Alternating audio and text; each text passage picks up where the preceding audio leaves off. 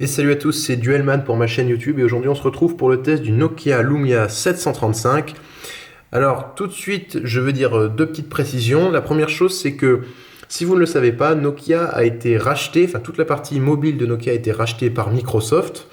Mais comme cet appareil est commercialisé sous le nom Nokia Lumia 735, je vais l'appeler Nokia comme marque, même si c'est plutôt Microsoft. Et une autre précision, ici je teste, comme vous le voyez, le Lumia 735, mais il existe une variante de cet appareil qui est le Lumia 730. La différence, c'est que le Lumia 735 ici ne possède qu'un port pour carte SIM et est compatible 4G, alors que le Lumia 730 a deux ports carte SIM, donc vous pouvez avoir deux lignes téléphoniques en même temps sur le même appareil, mais n'est pas compatible 4G, n'est compatible que 2G et 3G. Voilà. Mais sinon, c'est exactement le même appareil, donc c'est valable. Voilà. Alors, on va commencer par un petit déballage. Alors, on a quelques visuels. C'est une boîte assez standard chez Nokia. Quelques écritures. À l'arrière, on a encore quelques visuels. On a quelques rappels de spécificités techniques qui sont mis en avant. Leur chargement sans fil, qui procède d'un processeur Qualcomm Snapdragon. Ce qu'on a dans la boîte, les coloris de l'appareil. Alors moi, tout de suite, je vous le montre. Ici, on a un petit poisson vert qui vous indique que moi j'ai l'appareil en vert, mais il est également disponible donc moi je l'ai en vert, mais il est aussi disponible en orange, en noir et en blanc. Je reviendrai sur les coloris de cet appareil un peu plus tard quand on parlera du design de l'appareil. Sinon c'est une boîte assez petite, plutôt sympa, hein. Donc elle coulisse comme ça. Là on découvre l'appareil, donc voilà, une boîte très standard, mais l'appareil voilà, il est bien présenté. On y revient évidemment tout de suite. En dessous, qu'est-ce qu'on a? On a des plastiques qui contenaient notamment la batterie par exemple. On a un... Alors là c'est écrit Quick Guide, mais c'est un guide de démarrage rapide. Alors là il est en anglais, mais vous l'aurez en français. Pas de souci à ce niveau-là. On a un petit papier en dessous qui présente les accessoires disponibles pour le chargement sans fil. Donc ils font de la pub pour leurs produits, voilà, mais bon, ça peut être intéressant à savoir. Et ensuite ici on découvre un chargeur. Alors là j'étais un peu déçu parce que déjà vous voyez qu'on n'a pas d'écouteurs, qui soient basiques ou intra-auriculaires, donc c'est vraiment dommage. Et le chargeur, alors, qu'est-ce qui est bien avec ce chargeur? Il est bien parce qu'il est assez petit. Vous voyez, il est vraiment plutôt compact, dans un sac qui ne vous dérangera pas trop. Par contre, comme vous voyez là, il n'y a aucun moyen de détacher le câble du chargeur. Vous me direz, quel est l'intérêt? L'intérêt, c'est d'avoir un câble USB. Souvent, les chargeurs modernes, maintenant, vous avez le chargeur comme ça, vous pouvez le débrancher et ça vous fait un câble USB pour accorder à votre ordinateur. Là, ce n'est pas le cas, c'est juste un chargeur pour le charger sur une prise secteur. Et comme vous l'avez vu, dans la boîte, on n'a pas de câble USB, micro USB d'inclus. Donc si vous voulez le connecter à votre ordinateur, il faudra au moins soit vous en posséder un, soit il faudra en acheter un. Donc c'est un peu dommage de la part de Nokia de ne pas en avoir inclus. Bon, maintenant qu'on a vu la boîte, on va regarder l'appareil. Alors, on va faire tout de suite le tour du propriétaire. Alors, en façade, on a en haut un logo Nokia assez standard, un petit haut-parleur qui vous permet d'entendre votre correspondant quand vous téléphonez, la caméra frontale de 5 millions de pixels. Elle est importante parce que Nokia communique beaucoup sur cet appareil en tant que le Lumia Selfie. C'est vrai qu'un appareil photo de 5 millions de pixels frontal, c'est quand même pas mal. Il est capable également de filmer en Full HD. Alors j'en parle tout de suite puisqu'on y est. La qualité de cet appareil photo est correcte, sans plus. C'est très bien pour faire des selfies, vous publiez sur les réseaux sociaux, mais c'est pas un appareil photo parfait pour faire des photos de paysages superbes. Mais c'est vrai que pour des selfies, c'est plutôt correct et il filme plutôt bien. Voilà, donc c'est pas mal. En bas de l'écran, on a simplement un petit micro et on a bien évidemment entre deux l'écran, donc un écran de 4,7 pouces, donc assez grand. Mais pas immense non plus. Il est de définition 1280 par 720p, donc ça fait une densité de pixels de 316 pixels par pouce. Donc là vous voyez l'écran scintille, mais c'est à cause de ma caméra, à l'œil nu l'écran ne scintille pas du tout. Donc par rapport à la densité de pixels, moi je trouve ça idéal, il n'y a pas besoin de plus, enfin ça c'est mon avis, mais je trouve qu'avec une densité comme celle-là, on ne voit jamais les pixels, que tout est très net, très, très défini, c'est très simple. Et que sincèrement, il n'y a pas besoin de plus. Donc c'est du tout bon. Je passe encore un peu de temps sur cet écran parce que je le trouve super. Il est technologie OLED. Et qu'est-ce que ça induit? Ça induit que quand les pixels, quand la couleur noire est affichée à l'écran, les pixels sont éteints. Et qu'est-ce que ça permet, me direz-vous? Ça permet d'avoir des pixels très très noirs. Si vous regardez de face comme ça, Bah, vous voyez, il est complètement impossible de savoir où est la limite entre l'écran et l'appareil. Si on regarde un peu à la lumière, on peut le voir, là on le voit, mais sans lumière on ne le voit pas. Et à l'œil nu, c'est pareil qu'à la caméra, on ne voit pas du tout les noirs, et c'est un superbe écran. Vraiment, il s'offre même le luxe d'être bien meilleur que celui du Lumia 830, qui est pourtant plus cher. Vraiment, en plus, il y a de très belles couleurs, il est très lumineux. Là, à la caméra, vous ne le verrez pas vraiment, mais là, il est vraiment lumineux, en pleine lumière, au soleil, c'est vraiment un confort vraiment excellent. Donc vraiment, au niveau de cet écran, Nokia a vraiment assuré, et c'est pas un bon écran pour un appareil à 200 € environ, c'est un bon écran tout court. Vraiment, l'écran est excellent, c'est un plaisir de regarder des vidéos, de jouer à des jeux dessus, et vraiment, j'insiste parce que c'est un écran qui est fabuleux à utiliser, bien meilleur que sur le Lumia 830, je le répète. Ensuite, qu'est-ce qu'on a? Bah, sur la face avant, c'est traité. Cela dit, il est important de noter qu'on a du verre Gorilla Glass pour protéger, donc c'est du Gorilla Glass 3 qui est censé être plus résistant au choc notamment. Donc normalement il devrait à peu près résister aux rayures et au choc, mais si vous le faites tomber, il y a quand même des chances qu'il se casse. Et il est possible de le rayer, hein. On va peut-être pas, non, on va pas le voir ici, mais il y a quand même des petites rayures minuscules qui se voient pas du tout à l'utilisation, mais il y a quand même des petites rayures qui se font à terme. Voilà. Sur le dessous, on a uniquement un port micro USB, voilà. Aucune écriture, pour ceux qui se souviennent du Nokia N9 ou le Lumia 800 par exemple, il n'y a aucune écriture en bas. Sur la tranche gauche, on n'a absolument rien. En haut, on a le port jack 3.5 qui est très standard, assez discret, moi j'aime bien. Voilà. Sur la droite, on a les boutons de volume. Alors ils sont ici. Ils sont très très bien, voilà, rien de particulier. Et on a la touche de verrouillage déverrouillage.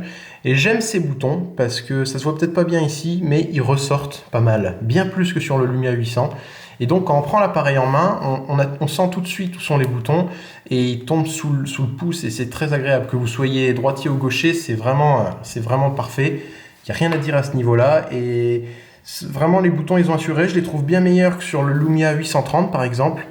Ils ressortent beaucoup plus, ça se voit pas forcément à la caméra, mais si on le voit quand même ici, ils ressortent beaucoup plus sur le Lumia 735 et 730 que sur le Lumia 830, et c'est un vrai confort. Par contre, vous voyez, ici, il n'y a rien. Bah, vous me direz alors, il n'y a pas de bouton appareil photo, et ça, c'est vraiment dommage. Quand Windows Phone est arrivé en tant que nouveau système d'exploitation, il faut que vous sachiez, si vous ne le savez pas, que quand un constructeur choisit d'utiliser Windows Phone, il a un cahier des charges à respecter. Certaines choses sont obligatoirement à respecter quand il fabrique un appareil sous Windows Phone.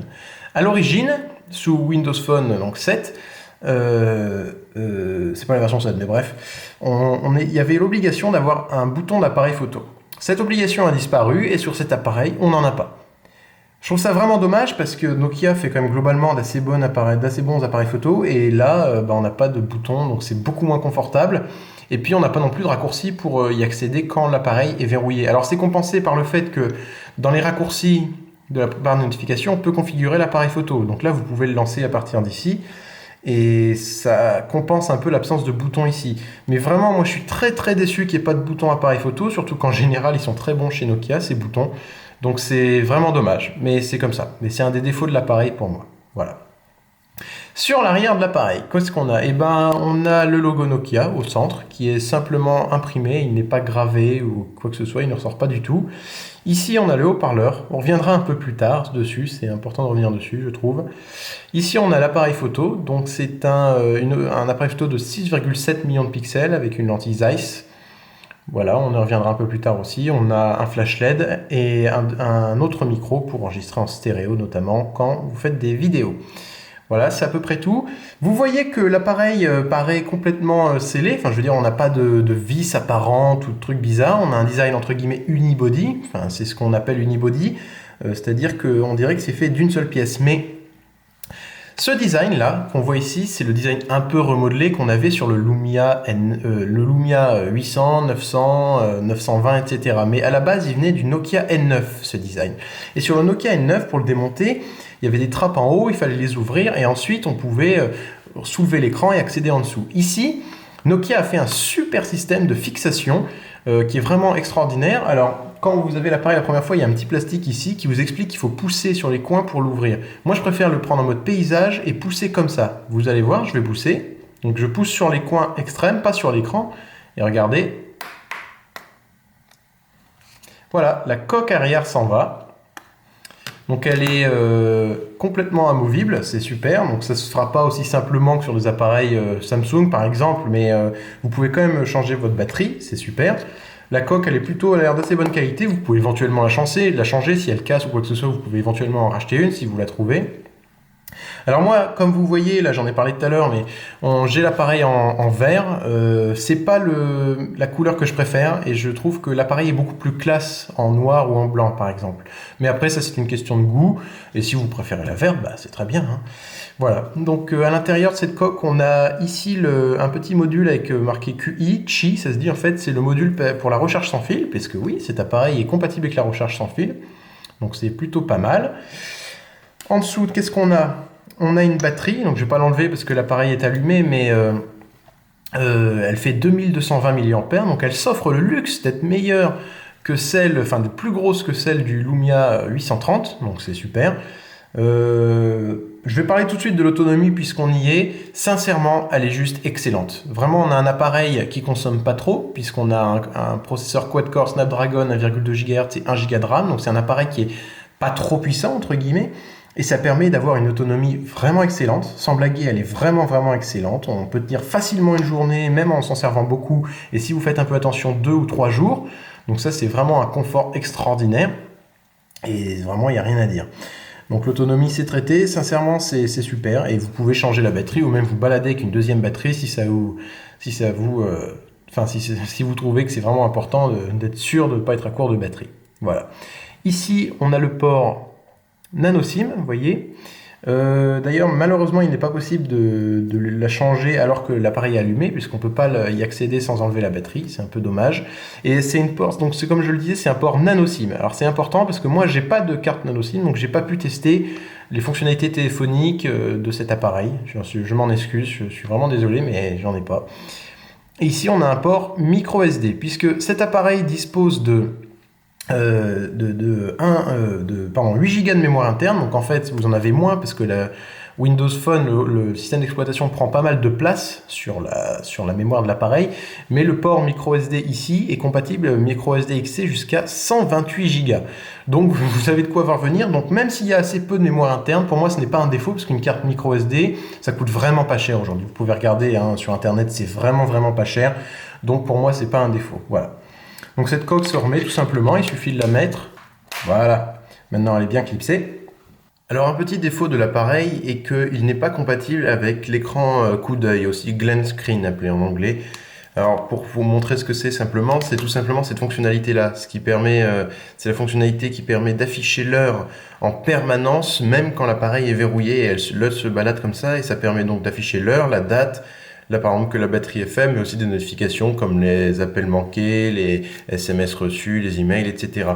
Donc, c'est vraiment une super fonctionnalité. Je ne comprends pas pourquoi elle n'est pas disponible sur ce Lumia 735, parce qu'il est équipé d'un écran OLED. Donc, les écrans OLED et AMOLED, c'est vraiment les écrans parfaits pour cette fonctionnalité. Mais peut-être parce que cet appareil est un peu moins haut de gamme que le Lumia 830 et le Lumia 930, donc il a choisi de ne pas afficher l'écran coup d'œil dessus, mais je ne comprends tout de même pas pourquoi, c'est vraiment dommage, c'est une des fonctionnalités qu'on trouve chez Nokia qui sont super, et ici on l'a pas, c'est un peu dommage.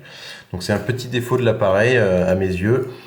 Alors un autre petit défaut, c'est que, alors ça c'est un problème récurrent sur les Lumia, je ne sais pas d'où ça vient, mais sur le Lumia 930 j'avais vraiment eu le même problème, c'est que pour déverrouiller l'appareil, là où il est allumé mais l'écran est éteint, pour le déverrouiller, soit vous appuyez sur le bouton, soit vous pouvez double taper sur l'écran, ce qui est super, je ne l'ai pas fait là. Mais alors, il y a un petit problème, je ne comprends pas pourquoi, regardez. Regardez, je ne sais pas si vous vous rendez compte à la caméra, mais le temps que ça met à s'allumer, je trouve ça vraiment trop lent. Alors, avec l'écran, avec le bouton de verrouillage, déverrouillage sur le côté, ça va un peu mieux. Mais parfois, surtout là, vous voyez, des fois, c'est très lent à s'allumer et je trouve que c'est un petit défaut de l'appareil. Sur le Lumia 830 par exemple, c'est pas beaucoup plus rapide. Vous voyez, mais c'est un peu plus quand même si on regarde les deux en même temps. Vous voyez, le Lumia 830 est un peu plus rapide, mais je me souviens clairement que le Lumia 930 avait le même problème que celui-là, c'est-à-dire être très lent pour s'allumer. Alors, Windows Phone, comme c'est toujours la même chose et que mon avis n'a pas beaucoup changé depuis la vidéo sur le Lumia 830, je vais tout simplement vous remettre les rushs que j'ai utilisés dans le test du Lumia 830 pour dire ce que je pense de Windows Phone, parce que mon avis n'a absolument pas changé. Pour finir sur Windows Phone, je dirais que c'est un OS qui a des qualités indéniables, comme le fait qu'il soit extrêmement fluide sur tous les types d'appareils, qu'ils soient bas de gamme ou haut de gamme. Ça, c'est vraiment un confort extraordinaire. Mais il a 3 défauts qui me gênent vraiment, dont je vais faire la liste. Le premier, c'est que même si c'est un OS très fluide, c'est pas un OS forcément très rapide. Qu'est-ce que ça veut dire ? Je prends un exemple. Alors là, il y en a qui vont hurler, mais là, je vous sors mon 808 PureView, mon adoré. C'est peut-être le meilleur appareil que j'ai jamais eu, je trouve. Quand Nokia est passé de Symbian et MeeGo à Windows Phone, c'était notamment pour le fait que Symbian était lent, pas très au goût du jour, etc. Et ce qui me fait marrer, c'est que sous Windows Phone, c'est une des fonctionnalités que j'ai adoré tout de suite sous Windows Phone. Vous pouvez accéder à l'appareil photo directement quand le téléphone est verrouillé. Pour ça, il vous suffit d'appuyer sur le bouton d'appareil photo. Mais sur le 808 PureView, c'était possible aussi. Alors je vais faire les deux en même temps, je vais appuyer en même temps sur les deux boutons et on va voir quelque chose d'assez étonnant. Alors j'appuie à 3, 1, 2, 3.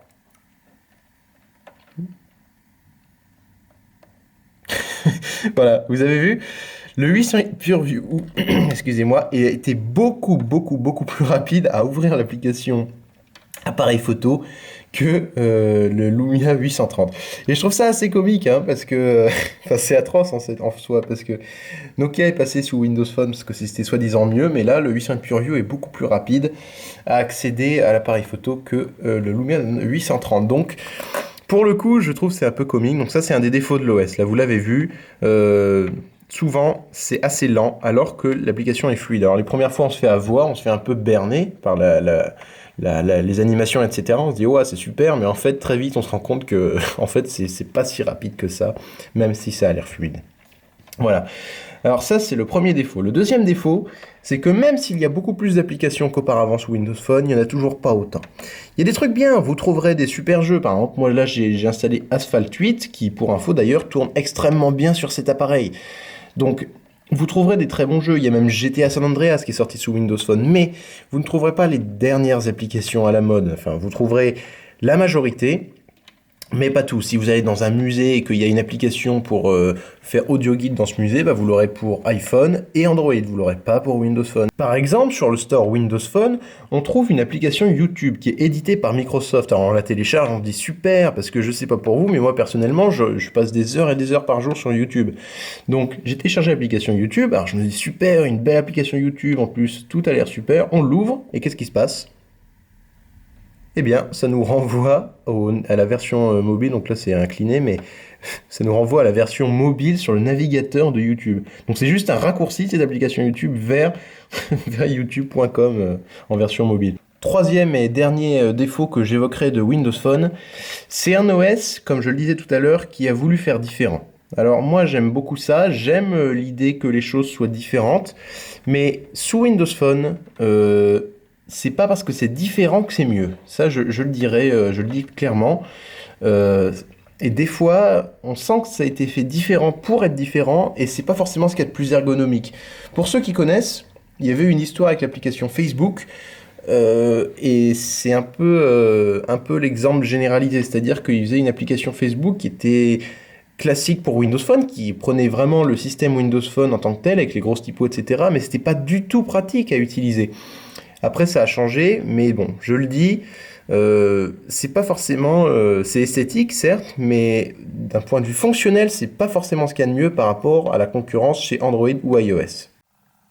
Alors, il y a un petit truc qui est un peu spécifique à cet appareil, c'est comme vous l'avez peut-être remarqué, sur le bas de l'écran, on a des touches virtuelles. Contrairement à beaucoup de Lumia, par exemple le Lumia 830, où on a des touches tactile, mais en dessous de l'écran. Là, c'est une partie de l'écran qui est utilisée pour l'affichage de ces boutons. Alors, je vais m'attarder un petit peu dessus parce que je trouve ça important. C'est quand même un gros changement, donc je trouve ça important de voir si c'est bien ou pas. Alors moi, globalement, je viens d'Android, et sous Android, j'aime beaucoup les touches virtuelles. Ici, je trouve que Microsoft a fait un superbe travail sur l'implémentation de ces touches virtuelles. Pourquoi? C'est exactement les mêmes que des touches physiques, donc on a retour, accueil et recherche. Donc elles n'ont rien d'original. Par contre, il y a des trucs qui sont vachement bien. Déjà, elles se cachent dans certaines applications quand elles ne sont pas utiles. Si par exemple, je vais dans l'application appareil photo, là vous voyez qu'elle se cache automatiquement. Si je veux sortir de l'application appareil photo, il faut glisser de bas en haut, légèrement, comme ça, vous avez vu, et les touches réapparaissent. Par contre, il y a une fonctionnalité, bon ça c'est entre guillemets assez standard, on trouve ça sous Android aussi, par contre il y a une fonctionnalité qui est très sympa avec ces touches, je trouve, c'est que vous pouvez choisir de ne pas afficher les touches quand vous le voulez, où que vous soyez dans l'appareil, que ce soit sur l'écran d'accueil, dans une application, n'importe où, vous pouvez toujours glisser de bas en haut, et ça fera disparaître les touches, et pareil pour les faire réapparaître. Donc c'est vraiment super si par exemple vous êtes, je sais pas moi, dans le store et que pour je ne sais quelle raison vous voulez faire disparaître les touches, vous glissez de bas en haut et elles disparaissent. Et pareil pour les rappeler. Donc c'est vraiment super, je les trouve vraiment super ces touches. Par contre, si ça ne vous plaît pas cette fonctionnalité, vous dites je préférerais que les touches soient affichées tout le temps et qu'elles ne disparaissent jamais. Et bien c'est configurable. Vous allez dans les paramètres, vous allez dans barre de notification et là vous voyez on a masqué et affiché automatiquement la barre de navigation. Donc ça, c'est par exemple, tout à l'heure, on est allé dans l'application appareil photo, elles ont disparu automatiquement. Si ça, c'est parce que c'est activé. Si je désactive ça, vous voyez, je vais dans l'application appareil photo, et les touches là ne disparaissent pas, elles restent affichées. Donc ça, c'est une super fonctionnalité. Mais moi, je préfère qu'elles se masquent automatiquement. Vous pouvez choisir la couleur de la barre de navigation. Alors, on peut choisir toujours sombre, qu'elle corresponde à l'arrière-plan ou qu'elle corresponde à la couleur d'accentuation. Donc la couleur d'accentuation, c'est clairement la couleur des applications de base. Donc là, ici, c'est une espèce de bleu. Donc si je le mets correspond à la couleur d'accentuation, vous voyez qu'elles sont bleues. Elles sont toujours bleues. Enfin, c'est pas vraiment bleu à la caméra, mais vous comprenez. Elles peuvent être toujours sombres, c'est-à-dire qu'elles sont toujours noires, ou alors qu'elles correspondent à l'arrière-plan. Moi, je mets ça parce que c'est ce que je préfère. Et ensuite, c'est la fonctionnalité dont je vous parlais, la fonctionnalité qui permet de cacher les boutons, comme ça, bah, vous voyez, là, il y a un petit rappel qui s'affiche. Vous pouvez le désactiver. Et là, bah, normalement, cette fonctionnalité a disparu. Vous voyez, je ne peux plus le désactiver. Par contre, vous avez une petite touche qui permet de les désactiver comme ça. Donc, c'est plutôt pas mal, mais moi, je préfère les désactiver. C'est très pratique, surtout quand on connaît l'astuce. Donc je trouve que l'implémentation de ces touches virtuelles est très bien faite. Je la trouve à peu près meilleure que sous Android. J'ai juste un petit reproche, c'est que quand on appuie dessus, vous voyez, alors c'est dur à montrer, mais il n'y a aucune action. Il y a une petite vibration, vous ne la sentez pas, mais il y a un retour haptique quand on appuie dessus, mais j'aurais aimé qu'il y ait une petite animation pour montrer qu'on appuie bien sur le bouton. C'est un peu dommage qu'il n'y en ait pas, parce que là on pourrait appuyer sans s'en rendre compte. Mais bon, c'est comme ça. C'est le seul petit défaut que je pourrais faire à ces boutons. En revanche, je trouve que les boutons quand même, ça dépend des gens, mais je trouve que c'est un petit côté vicieux parce que regardez, sur le Lumia 830, là on a les touches en bas et il n'y en a pas à l'écran. Ici, on pourrait se dire, bah, ok, ils prennent un peu de place, mais c'est pas gênant. Bah si, parce que quand même, là on a une partie noire où il n'y a pas de bouton. Donc là vous voyez assez mal, je m'en excuse. Mais là, vous voyez, on a une partie noire qui est complètement inoccupée, alors que sur le Lumia 830, cette partie noire, elle est occupée par les boutons. Donc c'est un peu vicieux dans le sens qu'on perd de la place pour afficher les boutons, mais on ne gagne pas de place sur le bas de l'écran pour gagner de la taille d'écran sans changer la taille de l'appareil. Voilà. Par rapport au design de l'appareil, l'écran fait 4.7 pouces et je trouve que c'est la taille idéale. Moi, c'est mon humble avis, mais je trouve qu'on est très à l'aise avec cet appareil quand on l'a dans la main. Les bords sont complètement arrondis. Vous voyez, complètement arrondis. Donc ça permet d'avoir une prise en main vraiment agréable. C'est pas agressif entre guillemets envers la main. Et puis l'appareil n'est pas trop grand, donc on peut bien l'agripper. On n'a pas peur qu'il glisse. En plus, la texture à l'arrière, c'est d'un mat qui accroche un peu, pas beaucoup, mais un peu. Donc vraiment c'est du tout bon, je trouve, au niveau du design de cet appareil. Vraiment c'est super, moi j'adore, et c'est un des designs les plus pertinents qu'on a vu jusqu'à ce jour chez Nokia, je trouve. Si un point m'a déçu sur cet appareil, c'est bien son haut-parleur. En effet, je trouve que la qualité n'est vraiment pas très bonne, mais on va tout de suite commencer par les points positifs. Les points positifs de cet haut-parleur, c'est qu'il est très puissant. Donc ça c'est super, sincèrement il est vraiment très puissant. Donc si vous en servez par exemple comme GPS de votre appareil, vous entendrez clairement la voix de votre guidage vocal dans le GPS, donc ça c'est super. En revanche, je trouve qu'il a beaucoup de défauts. Le premier, c'est que le son, on dirait qu'il passe à travers un espèce d'énorme matelas. Le son est très très sourd, très écrasé, et je sais pas si vous l'entendrez à la vidéo, mais...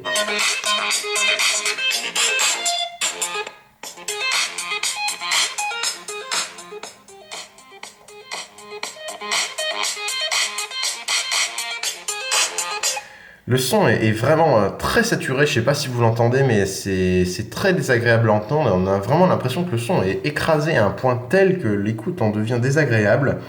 C'est dommage parce qu'on est habitué sur des appareils Nokia, mais même des Nokia pas forcément très haut de gamme, hein. On a des fois des haut-parleurs étonnamment bons. Et ici, là, le haut-parleur est vraiment un peu décevant. Donc il est quand même correct, hein. Il suffit à jouer à des jeux, hein. Il n'y a pas de souci à ce niveau-là. Vraiment, il n'y a pas de souci, hein, c'est sûr. Et puis, il y a un autre avantage, c'est comme vous voyez, l'appareil est légèrement incurvé. Là, vous voyez, il n'est pas plat, l'appareil. Il est un peu incliné ici et ici, aux deux extrémités. Et le haut-parleur est sur une des pentes, entre guillemets. Le haut-parleur est là où il y a mon doigt, vous voyez. Donc, il est sur la pente. Et alors, vous me direz, et alors? Et alors, ça fait que quand l'appareil est posé sur une surface plate, eh bien... le son n'est pas étouffé, contrairement à d'autres appareils parfois qui sont plats, ou avec le haut-parleur qui est à plat, en fait ça étouffe le son, comme ça.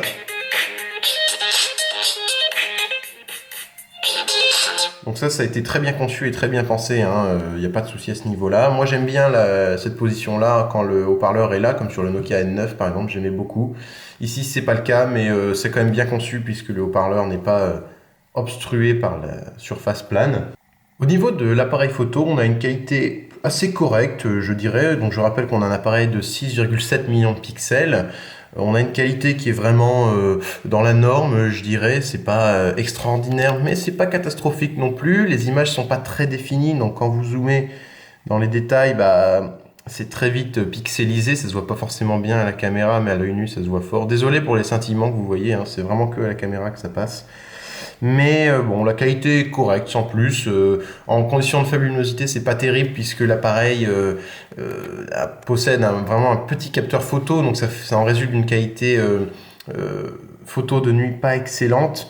Mais bon, ça reste utilisable quand même. Moi, je redis encore une fois, je regrette qu'il n'y ait pas de bouton d'appareil photo, mais la qualité est tout de même correcte, je trouve, et ça suffit largement pour faire des photos tous les jours, un peu d'appoint, quoi. Mais si c'est pour faire des photos que vous souhaitez imprimer ou garder dans le temps, c'est peut-être pas le meilleur appareil. Côté vidéo, c'est à peu près pareil. L'appareil filme en 1080p, donc en Full HD à 30 images par seconde. La qualité est à peu près équivalente à la photo, c'est-à-dire qu'elle est bonne, mais sans casser trois pattes à un canard. En revanche, mention spéciale, entre guillemets, aux deux micros, qui enregistre vraiment bien le son. Et sincèrement, il ne sature pas, même à des puissances très élevées. Lors de concerts, vous pouvez enregistrer, le son ne saturera pas avec les micros. Donc ça, c'est un classique chez Nokia, mais c'est quand même vachement bien. Et donc au niveau vidéo, là, cet appareil s'en sort plutôt bien. Au niveau de l'autonomie, c'est vraiment très bon. On a une grosse batterie, un appareil qui consomme assez peu puisqu'il a une puissance relativement peu élevée et un écran qui est économe parce qu'il n'est pas trop défini et que c'est un écran OLED, donc les noirs sont éteints et comme Windows Phone est souvent noir, ça consomme un peu moins. Donc l'autonomie est vraiment excellente. C'est un des meilleurs appareils au niveau de l'autonomie que j'ai eu l'occasion de tester, toute gamme confondue. C'est vraiment impressionnant. Vous pouvez faire des jeux et la batterie tiendra toujours une journée sans trop de soucis.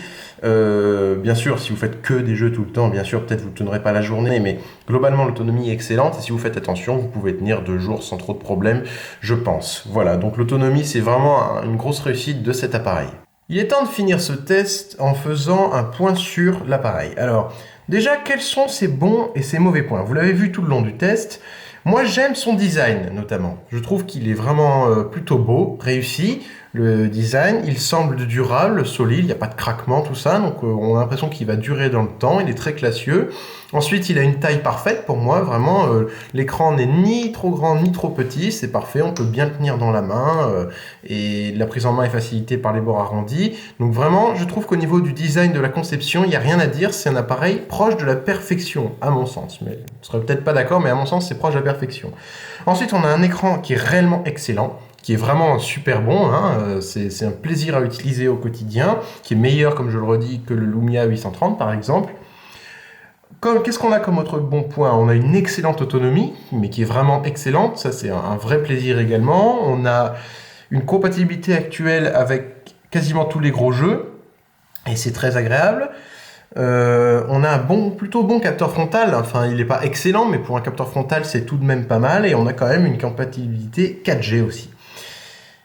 Dans les mauvais points, vous l'avez vu, on n'a pas d'écran coup d'œil, donc on n'a pas les notifications et l'heure, la date sur l'écran, quand l'appareil est verrouillé. Je trouve ça vraiment dommage, c'est une des forces de Nokia habituellement, et là on ne l'a pas, donc c'est un peu décevant sur ce point, mais bon, c'est comme ça. Le haut-parleur n'est pas aussi satisfaisant qu'il aurait pu l'être. Je trouve que la qualité est vraiment, comme je l'ai dit, un peu mauvaise. Le son est vraiment écrasé, donc c'est un peu dommage à mon sens. Ça aurait pu être mieux, mais bon, c'est comme ça aussi. Et la qualité photo est correcte, mais sans plus, quoi. Y a pas, ça casse pas trois pattes à un canard, je le redis, mais c'est correct. Mais vraiment, ça aurait pu être un tout petit peu mieux de la part de Nokia, même sur un appareil à ce prix-là. Qu'est-ce qu'on a aussi comme autre mauvais point? Il est peut-être pas, comme sa puissance est relativement restreinte par rapport à un Lumia 930 ou 1520 par exemple, on n'aura pas une durabilité aussi bonne qu'avec ces appareils-là. Celui-ci ne sera peut-être pas compatible aussi longtemps avec les futurs gros jeux et grosses applications que le Lumia 930 ou 1520. Et ça, c'est un peu dommage. Même si, actuellement, tous les gros jeux tournent. J'ai testé Dungeon Hunter 4, et il tourne admirablement bien. Donc maintenant, je vais essayer de répondre à une question simple. Est-ce qu'il faut l'acheter? Eh bien, ça dépend de vous. Moi, je trouve que c'est un très bon appareil. Je le recommande, sincèrement. Je le recommande à la limite plus que le Lumia 830. Je trouve qu'aujourd'hui, fin décembre 2014, il est proposé à 190 € environ sur Amazon.fr. Je trouve qu'à ce prix-là, vous faites plutôt une bonne affaire parce que même s'il n'est pas parfait, il fait beaucoup de choses bien. Et rien que pour son écran, c'est un plaisir à utiliser parce qu'on n'y pense pas, mais l'écran, c'est quand même, vous passez votre temps à le regarder, donc il faut qu'il soit bon. Et là, il est excellent et meilleur que sur le Lumia 830, je le redis encore une fois. Donc moi, je recommande cet appareil. Si ça ne vous convainc pas, je vous conseille de regarder pour la même gamme de prix chez Android, parce que sinon vous ne trouverez pas mieux. Et sinon, si vous avez ce budget et que celui-là vous semble bien, moi je vous le dis, je pense que vous ne serez pas déçus. Voilà, en tout cas, j'espère que ce test vous a plu. Si vous a plu, n'hésitez pas à cliquer sur j'aime, à partager mes vidéos ou à vous abonner à ma chaîne. Si vous avez des questions, n'hésitez pas à les poser en commentaire, j'y répondrai. Et je vous souhaite une très bonne journée et je vous dis à très bientôt.